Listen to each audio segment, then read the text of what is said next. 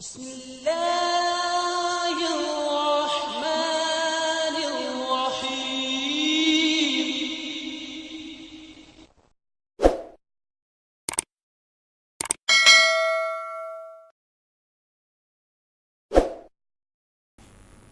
کہ حضرت مسیح موعود علیہ الصلوۃ والسلام نے اس کتاب میں بیان فرمایا ہے کہ قرآن مجید کی تعلیمات کو تمام دوسری تعلیمات پر فوقیت اور عظمت حاصل ہے۔ تو اس کی کیا وجوہات ہیں جو حضرت مسیح موعود علیہ الصلوۃ والسلام نے اس کتاب میں بیان فرمائی ہیں؟ اس تعلق سے وضاحت بیان کرنے کی درخواست ہے۔ بسم اللہ الرحمن الرحیم۔ مجید صاحب، بات یہ ہے کہ قرآن مجید کی تعلیمات پر اگر غور کیا جائے تو اللہ تعالیٰ نے ایک ایسی واضح حقیقت بیان کی ہے کہ انا علینا للہدیٰ، کہ ہدایت دینا اللہ تعالیٰ کا کام ہے اور اس کے ذمے ہے کہ مخلوق کی بہتری اور اصلاح کے لیے اپنے ایسے بندوں کا انتخاب کرے جو ان کی اصلاح کر سکیں۔ چنانچہ قرآن مجید نے اس بات کو بھی بیان کیا ہے، اور یہ بھی اس کی ایک خصوصیت ہے کہ ام من امۃ الا خلا فیہا نذیر، کہ دنیا کی کوئی قوم ایسی نہیں ہے جس میں اللہ تعالیٰ کی طرف سے ڈرانے والے اور نذیر نہ آئے ہوں۔ تو اس لحاظ سے ہم جو مسلمان کہلاتے ہیں، اور خاص طور پر جماعت احمدیہ کا یہ عقیدہ ہے کہ دنیا کے ہر قوم میں اللہ تعالیٰ نے اپنے نبی بھیجے ہیں تاکہ ان کی اصلاح کی جا سکے۔ ایک حدیث میں ذکر آتا ہے کہ حضرت صلی اللہ علیہ وسلم نے فرمایا کہ دنیا میں اب تک 1,24,000 انبیاء آ چکے ہیں۔ تو گویا کہ دنیا کا کوئی خطہ ایسا نہیں ہے جس میں کہ اللہ تعالیٰ نے اصلاح کرنے کے اصلاح خلق کے لیے نبی نہ بھیجے ہوں۔ تو اسی کے ساتھ ہم یہ بھی دیکھتے ہیں کہ بائبل کا مطالعہ کریں تو اس سے بھی معلوم ہوتا ہے کہ ایک ایک وقت میں کئی نبی ایک زمانے میں ہوتے رہے ہیں، اور اس زمانے کی خصوصیت یہ تھی کہ چونکہ تمام اقوام کے لیے وہ انبیاء مبعوث نہیں ہوا کرتے تھے، اس لحاظ سے وہ مختص القوم ہوا کرتے تھے۔ چنانچہ بائبل کے مطالعے سے ہمیں یہ بھی معلوم ہوتا ہے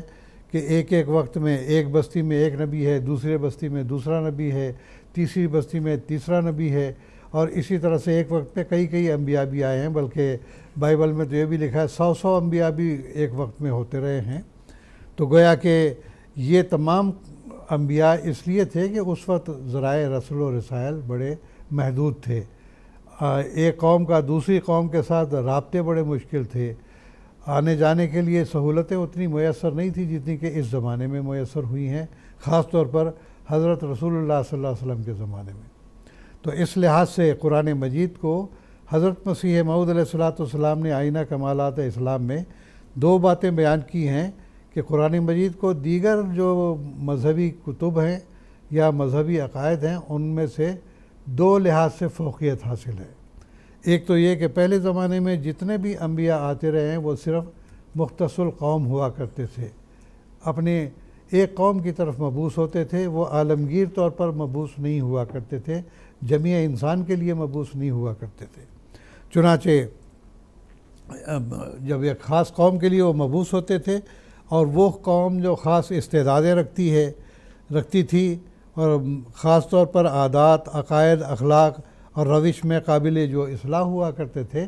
ان کی اصلاح کے لیے وہ ایک بستی میں اور ایک شہر میں ایک نبی ہوا کرتا تھا۔ لیکن قرآن مجید کی تعلیم ایسی نہیں ہے، وہ مختص القوم نہیں ہے، بلکہ اللہ تعالیٰ نے تمام بنی نوع انسان کے لیے اس کو مبعوث کیا ہے۔ چنانچہ قرآن مجید نے ہی اس حقیقت کو بیان کیا ہے،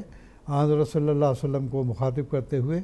قل یا ایھا الناس انی رسول اللہ الیکم جمیعا، کہ اے محمد صلی اللہ علیہ وسلم تم تمام لوگوں کو یہ کہہ دو کہ اے لوگوں، میں تمام بنی نوع انسان کے لیے مبعوث کیا گیا ہوں۔ تو گویا کہ قرآن مجید کی تعلیم مختص القوم نہیں ہے بلکہ تمام بنی نوع انسان کے لیے ہے۔ تو ایک خصوصیت تو قرآن مجید کی یہ ہے، اور اس کے ساتھ ہی حضرت مسیح موعود علیہ السلام نے دوسری وجہ جو قرآن مجید کی تعلیم کو فوقیت حاصل ہے وہ یہ بیان کی ہے کہ پہلی جو کتابیں تھیں وہ مختص الزمان ہوا کرتی تھیں، خاص زمانے کے لیے تھیں، جیسا کہ میں نے ذکر کیا، ایک قوم کی خاص عادات تھیں، ان کے خاص روش تھی، ان کا خاص ایک تہذیب تھی، اس کی اصلاح کے لیے اس کے اندر جو بگاڑ پیدا ہوا اس حد تک وہ لوگ محدود تھے، اور اس زمانے تک ہی محدود تھے، لیکن قرآن مجید کی جو تعلیم ہے وہ عالمگیر تعلیم ہے، جیسا کہ میں نے قرآن مجید کی تعلیم آیت آپ کے سامنے سورۃ اعراف کی بیان کی ہے کہ قل یا ایھا الناس انی رسول اللہ الیکم جمیعا۔ ایک تو تمام اقوام کی طرف آپ کا خطاب ہے، اور دوسرے یہ کہ قرآن مجید نے فرمایا فیہا کتب قیمہ، یہ سورۃ بینہ کی چوتھی آیت ہے کہ اس کے اندر قائم رہنے والی تمام صداقتیں موجود ہیں۔ گویا کہ حضرت صلی اللہ علیہ وسلم کا زمانہ وہ زمانہ ہے جب کہ تمام اقوام کی استعدادیں اس قابل ہو گئی تھیں کہ وہ اب بنی نوع انسان کے لیے قیامت تک جو کچھ بھی ان کی ضروریات تھیں وہ سب کا سب ان کو مہیا کر دیا جائے، کیونکہ ذرائع آمد و رفت بھی جو ہے وسیع ہونے والے تھے، اقوام کا ایک دوسرے کے ساتھ ملنا، اور وَإِذَا النُّفُوسُ زُوِّجَتْ جیسا کہ قرآن مجید نے پیشگوئی کی تھی، اس لحاظ سے اقوام کا ایک دوسرے کے ساتھ ملنا، ایک دوسرے کے ساتھ ایسے روابط کا پیدا ہونا، ایسی سواریوں کا پیدا ہونا کہ جس کے نتیجے میں ایک دوسرے کے ساتھ رابطہ کرنا آسان ہو جائے۔ تو قرآن مجید کی تعلیم محدود زمانہ نہیں تھی جیسا کہ پہلے اقوام میں تھی۔ تو اس لحاظ سے ہم دنیا کی کوئی بھی مذہبی کتاب لیں، کسی کا یہ دعویٰ نہیں ہے کہ ہم عالمگیر طور پر جو ہے ہمارا مشن ہے، بلکہ وہ مختص القوم تھیں، مختص الزمان تھیں۔ لیکن قرآن مجید کو دوسری فضیلت یہ حاصل ہے، یہ تمام اقوام کے لیے بھی ہے اور ہر زمانے کے لیے ہے۔ حضرت صلی اللہ علیہ وسلم کے زمانے سے لے کر جب کہ انسان کی استعدادیں کامل ہو چکی تھیں، اس کی جو ذہنی صلاحیتیں تھیں وہ کامل ہو چکی تھیں، اور انسان اس قابل ہو گیا تھا کہ اللہ تعالیٰ کے جو صفات ہیں اس کو اپنے اندر جذب کرنے کی قابلیت پیدا کر سکے، تو اس لحاظ سے اللہ تعالیٰ نے فرمایا کہ اب قیامت تک کے لیے یہ کتاب انسان کی ہدایت کے لیے کافی ہوگی۔ تو یہ دو ایسی خصوصیات حضرت مسیح موعود علیہ السلام نے بیان فرمائی کہ جس کی وجہ سے قرآن مجید کو دیگر تمام مذہبی کتابوں پر فوقیت حاصل ہے۔ کسی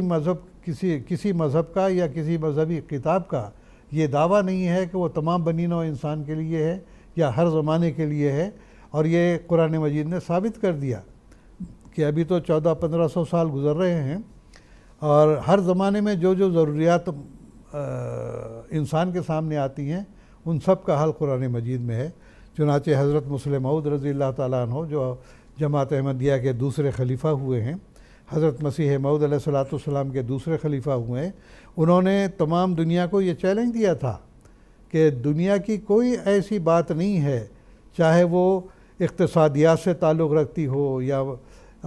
اخلاقیات سے تعلق رکھتی ہو یا سائنس سے تعلق رکھتی ہو یا کسی بھی موضوع سے تعلق رکھتی ہو، اگر کوئی اعتراض کرے تو میں قرآن مجید سے اس کا جواب دوں گا۔ چنانچہ اس کا ثبوت موجود ہے کہ آپ نے جو تفسیر کبیر لکھی ہے اس کے اندر ایسے حقائق اور معارف بیان کیے ہیں کہ ہر موضوع پر آپ نے ایک لحاظ سے اس پہ روشنی ڈالی ہے، چاہے بڑے سے بڑا ماہر اقتصادیات ہو، اس کے لیے بھی رہنمائی آپ نے فرمائی ہے اور قرآن مجید کی روشنی میں فرمائی ہے۔ سائنسی اعتبار سے جو حقائق قرآن مجید نے بیان کیے ان کو بھی اجاگر کیا۔ اخلاقی لحاظ سے تو پھر قرآن مجید کی تعلیمات کا تو کوئی مقابلہ کر ہی نہیں سکتا، اور جیسا کہ میں نے ذکر کیا ہے اللہ تعالیٰ نے فرمایا فیہا کتب قیمہ، قائم رہنے والی تمام صداقتوں کو اس کے اندر جمع کر لیا ہے۔ یہ دعویٰ سوائے قرآن مجید کے اور کسی میں پایا نہیں جاتا۔ تو اس لحاظ سے حضرت مسیح موعود علیہ السلام نے اپنے بعض اشعار میں بھی اس کا ذکر کیا ہے کہ جیسا کہ آپ نے فرمایا ہے، نظیر اس کی نہیں جمتی نظر میں فکر کر دیکھا، بھلا کیوں کرنا ہو یکتا کلام پاک رحماں ہے،